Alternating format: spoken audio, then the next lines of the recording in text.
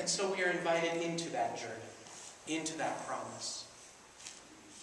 But I also want us to be aware, and this is where we land in the gospel for today, is that this promise is not without risk.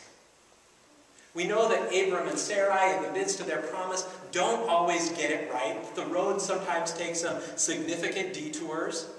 That there are some white lies that are told by Abram and Sarai, ideally to save their life. That they struggle with the land in which they are promised and they are to dwell. And how it shakes out with their nephew Lot. And who gets what and how that is to take shape. So that is not without struggle. And in the gospel we get this story of Jesus, this promised one of God, who also says there is a promise for us. But it's not without risk. It is not without challenge. It is not without loss. In the Lutheran tradition, part of what we really talk about and cling to is this understanding of the theology of the cross. Now, there are two components in my mind that really tie in here. One is that at the foot of the cross, we are all there together. We are all there in all that we are. Our greatest blessings, our greatest places of hurt, our greatest woundedness. But also in this theology of the cross, it is a challenge. That there is a promise before us into which we are drawn in this narrative. But it's risky business. It means standing against the way things have been, the brokenness of this world, of our own lives. It means allowing ourselves to see a new way of being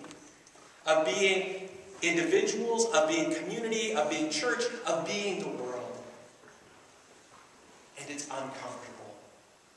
Whenever you bump up against the powers that be, or the trajectories or dreams that others have envisioned for you or the world, then you end up with this conflict of interest.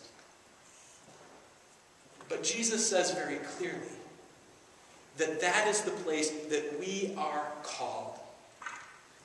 And we like to play the role of Peter. Oh, Jesus, shh, don't talk about that. Can't we just ignore you here for a moment? Can't you keep a low profile on that whole cross thing?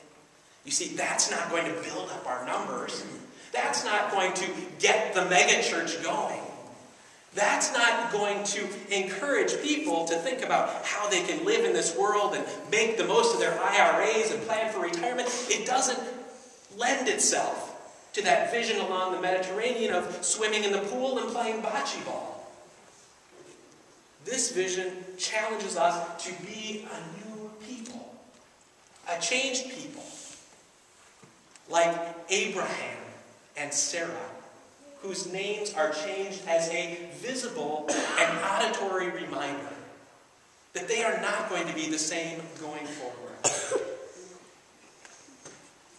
And in this theology of the cross, we recognize that we cannot be the same going forward.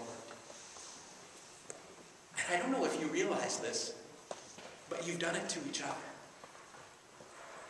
You see, in Jesus, we have gathered around the font.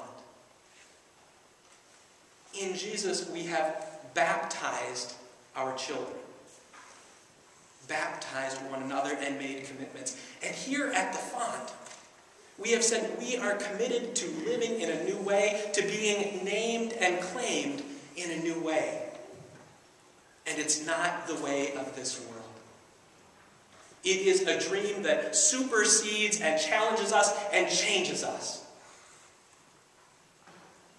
So today I invite you to come forward at communion, and as the children are so good at, to dip your hands in this font and to make the sign of the cross on your forehead. Because here, claim was laid on your life. Here, you were changed to be a new people. Here, you made promises. Deep promises that your life will not be the same, the church will not be the same, and the world will not be the same. that God has broken in and shaken us up. So come here, and allow God's promise to you to speak. Whether it is in your own struggles, your own passions individually, whether it is in your sense of calling or vocation, and where God is leading you. Whether it is how you are called to be a new person, how we are called to be a new community. To hear the promise, to be awakened, and to walk away changed.